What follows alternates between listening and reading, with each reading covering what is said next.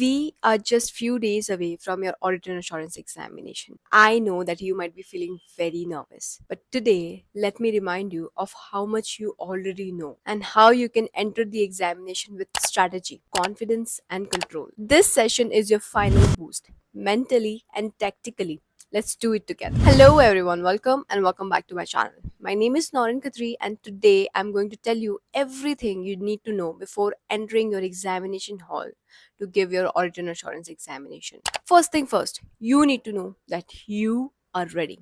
You have practically, theoretically learned and read everything. You have studied all the audit procedures, ethical issues, risk assessment procedures, and enough audit to clear your examination. So now it's no longer about how much you know.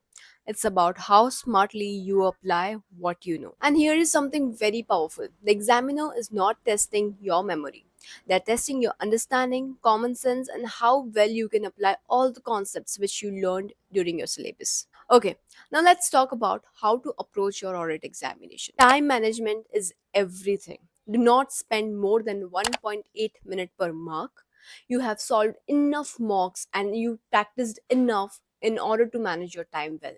Keep a track on your screen. Whatever your technique is, follow that technique in your examination, and you are going to complete 100% of your examination. This is not your choice. This is what you need to do, and you need to follow. After completing your paper, you have some extra time. Go and spend it on the question which you want to enhance, which you want to type a little more content in that or a little more information in that question. You are free to do it after you have completed your 100% of the paper, not before completing your entire paper. Now, you might be having a question like, in which sequence should we appear for the paper? Again, you have solved enough mocks, you already know how to appear for the paper, how to complete it in the required time. But from my personal view or from my personal advice, go section by section, okay? Just go section A, then section B, follow the sequence as it is. Another very important thing, read the question very well.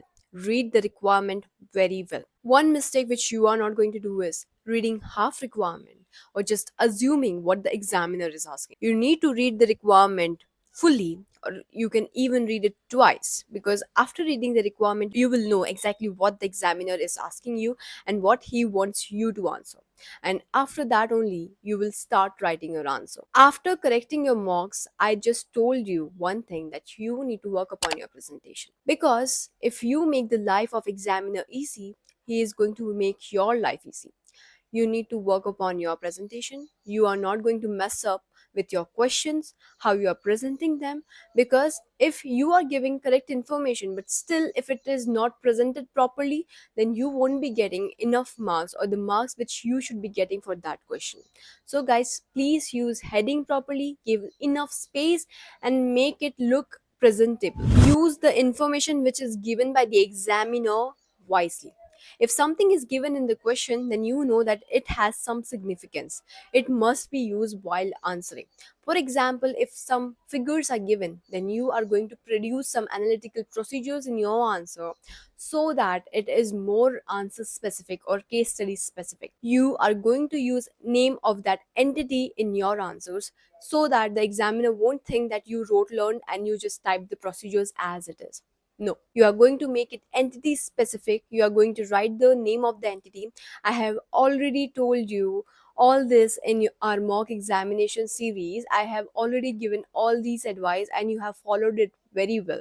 But now it is the time that in your real examination, you are going to show it to the examiner this too, that you have practiced enough, you know what you are doing, and you are going to give perfect answer to the examiner. Another very important thing, if you feel like one question or any question in your examination is very difficult, you do not know that question, then you will pause, breathe, and then try to break down that question into pieces. This is the strategy which you are going to follow, because even if the question is very difficult but it is from the syllabus which you have already studied, examiner is not going to ask you anything which you already don't know. So you are going to break that question down and try to add the details or add the information which you already know. You're just going to apply the information which you have studied enough. Okay, You have done enough preparation, and you just need to tell the examiner that yes, I know all this. I know you might be doubting yourself, but remember, you don't need to be perfect. You just need to stay calm, read carefully, and think clearly. Most students lose their marks because of panic. Just remember, you are going to keep your cool, and if in case tough question, break it down, and you are going to clear that too. You have prepared well, you have practiced enough, and now it is time to show that. Trust your practice, trust your preparation, and trust your process. Let's summarize this video. Things which you should keep in mind before entering your examination hall. You need to be rested. Do not compromise your sleep before your examination. If you are giving your remote examination, have all the information handy, have all the ID proof and everything which is required for the remote examination.